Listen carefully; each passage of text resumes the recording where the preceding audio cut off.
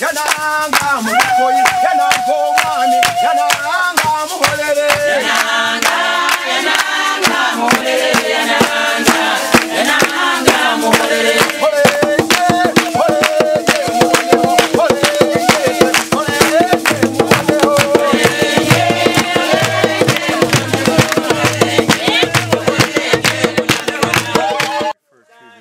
Seaside village from now on, because I know they are so grateful that Seaside is responding to the need that you see here. A lot of times they meet outdoors like we're seeing behind us because there's not enough room inside, and we want to provide a shelter under which they can worship, and they are so grateful. And I've just been looking at some of the kids, and they're very, very sick in this area. There's a lot of malnourishment. I see a lot of disease on them, and we want to build a 2-room clinic that's attached to this church so we can bring our doctors and nurses up to this area to help them, because we're in a very remote area here. And just looking at the kids, I see a lot of bloated bellies from worms, and a lot of you can tell by the way their hair is and scabs on their faces that this is from malnourishment, and they just need some help.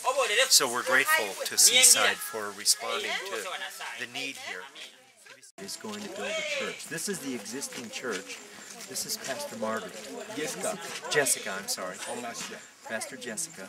And this is the existing building that they have, and they're going to get some property nearby. And this is the place where Seaside will build the church and do their sponsor a village. And as you can see, show these girls back here singing. Judgment day is coming. What a wonderful day will be. Oh, that you say will be singing. Hallelujah, hallelujah. Hey, we are at the site where the Seaside Church in California has committed to build a church and dig a well and provide for the pastor and a medical clinic. And this behind me is the church they are now worshiping in. I want to introduce you to a couple people here. This is Pastor Wilbur, who is the director of the entire ministry of True Vine Team Ministry. He's our main partner. You'll hear more from him later about why this is such a special place. And then we also have Patrick Sullivan from Spokane, who is the chairman of our board. And we are here now visiting these sites where we're building to reassure that these are the places that Pastor Wilbur has chosen, that the need is great. And so we're excited to be here today, and we want to show you a little bit of the progress that's been made. Let's see, what is today? It's 19th of Thursday, the 19th of April. Yes. So we're seeing the beginning. Yeah, as I have ever said that my dad was a polygamist. Across the road is where my dad had a home. I grew up in this village, and also after I have grown up and I had gone to school, my cousin whom I said was sick and I got born again when he's sick is also just across the road, about 200 meters away from this church. And when the brothers from US decided to build a church here, I felt so excited because I had come back where the Lord picked me from. This is exactly where the Lord found me when I was almost finished. And I'm so excited because this is a place where I was born again in the Spirit.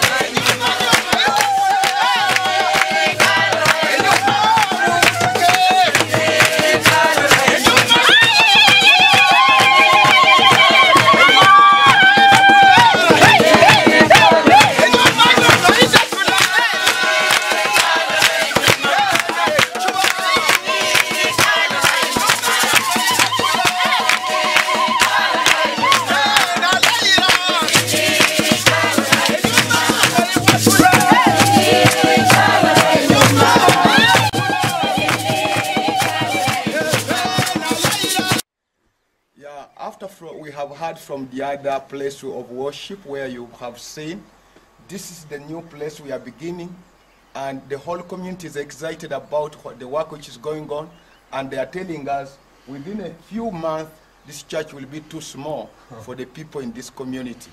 But we are very grateful. If we can see where we are coming from to where we are now, this is a very great achievement. We are so grateful. May God bless you highly for this support. I want to introduce you to Sagombe. He's been a good friend for 3.5 years. Amazing man. Not only can he preach, I've heard him preach. He's a good preacher, but he is a great foreman also. So he's the foreman of this project up until the brick is finally finished in the floor. And he pays, you have how many workers here? 10. 10 workers. So, and then how much do they make per day? The amount of work? Yeah. No, I mean, your mason, how much do you pay your mason? It is 25,000. Okay. And then the porters? I pay them 2,500. 2,500. I buy for them food. Oh, okay, so you provide food. And to translate that a little bit, it's a little over $1 a day for the porters, and for the others, it's about 30 cents an hour is what it comes down to. So you've done a great job. This is well done, as we say here. When it rains, we get the water which collects the running water, which collects on the ditch. But when it comes to a dry season, we go to the lake to collect water. How far is the lake?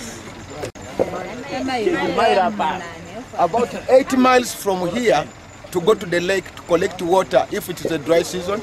But during the rainy season, they get water from the running water which comes and collects in a ditch. They can get that for using everything, for cooking and washing and everything. That's the water.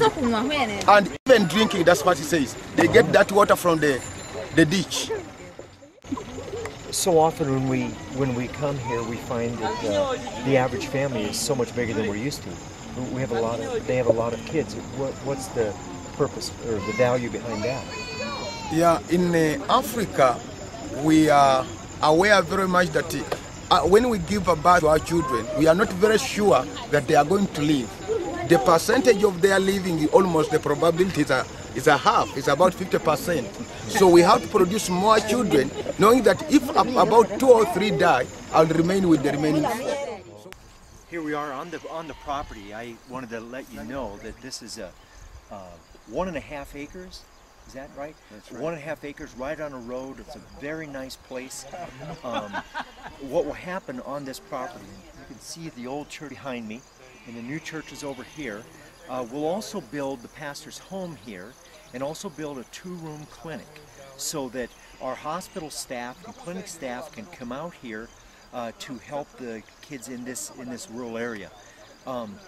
We're talking to Stephen, who's on the board of directors locally here from the Ministry of Health, and he's very excited because not only will we be able to use it through our ministry with our hospital and clinic and medical personnel, but the local Ministry of Health is excited because they'll be able to come here and give vaccinations, and they'll be able to monitor people that need follow-ups. They'll be able to also do diagnosis out here. So the village is very excited. Now what's kind of unique about this is that we found that there's actually a well from the community close by. And we've decided to dig the well that Seaside is sponsoring about 15 minutes from here where there's no water available. I felt it was better stewards than putting the well on this property, because just across the street is another well and then not far away. Where in some districts we go to, there's not water for maybe from a well in 50 miles.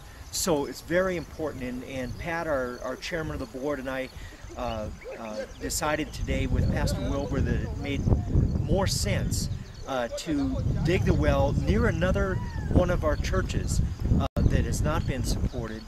So the other positive is we have quite a number of orphans in that area. So I'm excited that that decision's been made, and so when you come with me in June, you'll see a lot more accomplished here, but you'll also be spending a number of days out here helping the work and painting the church and getting it all ready, and we'll dedicate it. So I'm looking so forward to being with you here in June. Thank you so much for your generosity. I know many people have given beyond just the team members, and it's so generous of you to support this ministry here, and you're going to see a great difference made in this village. So thank you. Where are we? Where are we? We are in Matumba. Yeah. I should have said that. We're in Matumba. I thought we were here. We are here. We were there. We are there. And where are we going? We are going there. There, okay. Allow people. Okay. Here.